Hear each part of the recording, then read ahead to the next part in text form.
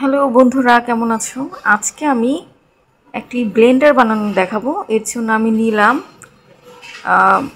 একটি টুথপেস্টের কভার। এটা আমি কাটার মেশিন দিয়ে কাট করব।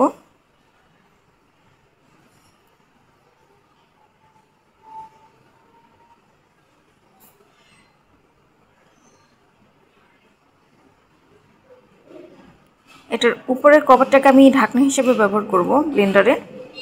আর ব্লেন্ডারের যে নিচের যে কাটারের জায়গাটা আছে সেটার জন্য আমি এই জিনিসটা পছন্দ করেছি। এই অংশটা আমি নিব।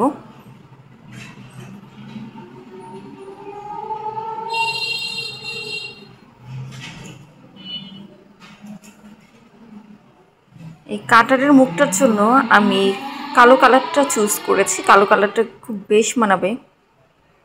আর আমার ব্লেন্ডারটা হচ্ছে মিনিচার ব্লেন্ডার। এটা বাচ্চাদের ডল হাউসের জন্য পারফেক্ট।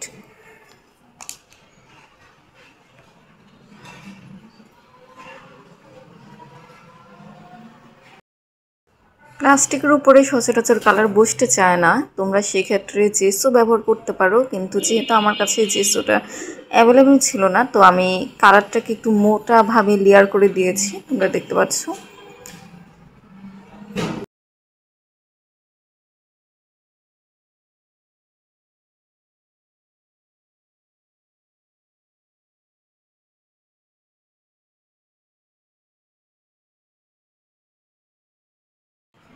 কালার দেওয়া হয়ে গিয়েছে। এটা আমি শুকানোর জন্য একটি অন্য জায়গায় রাখবো, নির্দিষ্ট একটি জায়গায় রাখবো।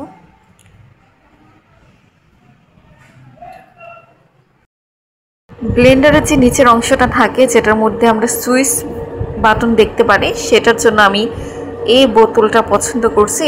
এটার নিচের অংশটা আমি ব্যবহার করব। তো এটাকে আমি কাটার মেশিন দিয়ে কাটছি। আর আমি এখান থেকে একটি কালার চুজ করব।